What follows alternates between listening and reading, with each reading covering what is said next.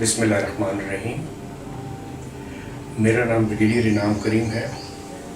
मेरा ताल्लुक़ army aviation से है और बेसिकली पहले कोर ऑफ इंजीनियर्स में था और उसके बाद मैं एज पायलट कन्वर्ट किया। ये तकरीबन 2001 की बात है कि मैं क्वेटा में जॉब कर रहा था, तो मुझे आगा जी के मुतलिक कुछ इल्म हुआ। मेरे कोलीग ने बताया, मैंने उनसे ये रिक्वेस्ट की, मैं कहा चलो जिस वक्त आएंगे तो मुझसे बात करवा दीजिएगा, मैं भी मिल लूँगा, बुज़ुर्ग आदमी है। कोई 1 महीना गुजरा तो मेरे उस कोलीग ने मुझे बुलाया कि जी आप मेरे ऑफिस में आ जाएं। मैं वहाँ गया, वहाँ पे आगा जी बैठे हुए थे। उस वक्त तक तो मेरा तारुफ उनसे नहीं था, बट उन्होंने करवाया कि जी ये आगा जी हैं। तो मैं उनसे थोड़ी दूर फासले पे बैठ गया। उस ऑफिसर ने आगा जी को ये कहा कि आगा जी ज़रा इसका एक्सरे तो करें। तो मैं थोड़ा सा ज़रा परेशान हो गया कि ये क्या मतलब है कि ये एक्सरे करें। तो आगा जी ने मेरी तरफ 1-8 मिनट के लिए देखा। मेरा कोई उनसे 10-12 फुट का फासला था। उन्होंने 2-3 चीज़ें कहीं, कुछ मैंने मानी और कुछ मैंने मानने से इनकार कर दिया। पहली चीज़ तो उन्होंने ये कही कि आपको गुस्सा बहुत आता है। दूसरा उन्होंने कहा कि आपके दाएं घुटने में दर्द है काफ़ी। तीसरा उन्होंने कहा कि जी आपको हार्ट प्रॉब्लम है। तो जहाँ तक घुटने की बात है, मेरा तकरीबन 20-30 साल पहले घुटना फ्रैक्चर हो चुका था, जिसका कंटिन्यूसली प्रॉब्लम चल रहा था। वो तो मैंने बड़े आराम से मान लिया। दूसरी चीज़ उन्होंने कहा कि भाई गुस्से का, तो मैंने कहा जी गुस्सा तो मुझे नहीं आता। कहते नहीं आपको आता है। मैं कहा जी जिस वक्त भी गुस्सा आता है तो मैं 3 दिन तक कोई डिसीजन नहीं लेता। जब एक दफ़ा गुस्सा उतर जाए then I take the decision. उन्होंने मुझे कहा कि भाई जो 3 दिन तक आप कोई डिसीजन नहीं लेते, ये आपने उसके लिए एक रेमेडी ढूंढी हुई है।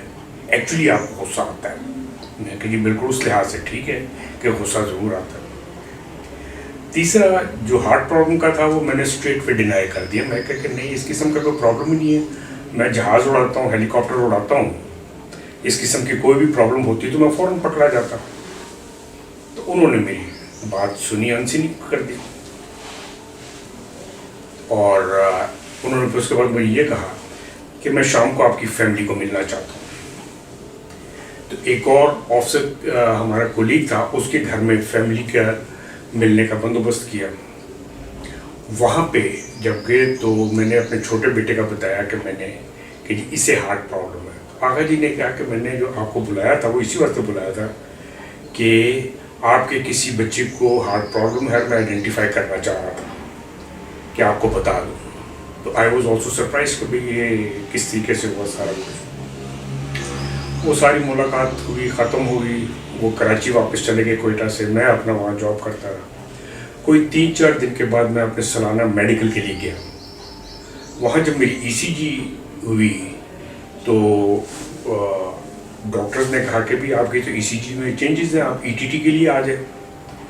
तो उस पर फिर मैं थोड़ा सा ज़रा परेशान हुआ। मैंने रात को आगा जी को रिंग किया कि मैं आगा जी ये चक्कर है। आगा जी ने मुझे कहा कि मैंने तो आपको पहले ही बता दिया था, मगर आप नहीं मान रहे थे, बट मैं आपको फिर भी उसकी मेडिसिन दे आया। उसको आप रिलीजियसली खाइए और जो से परहेज़ आपको बताए हैं आप वो परहेज़ कीजिए। तो मैंने अपनी तरफ से, क्योंकि मेरा जॉब का भी मामला था, फ्लाइंग कैरियर का भी था, तो मैंने सब चीज़ें छोड़ के जो परहेज़ था उस पर अमल शुरू किया और रेगुलरली दवाई खानी शुरू की। 1 महीने के बाद आगा जी दोबारा आए क्वेटा।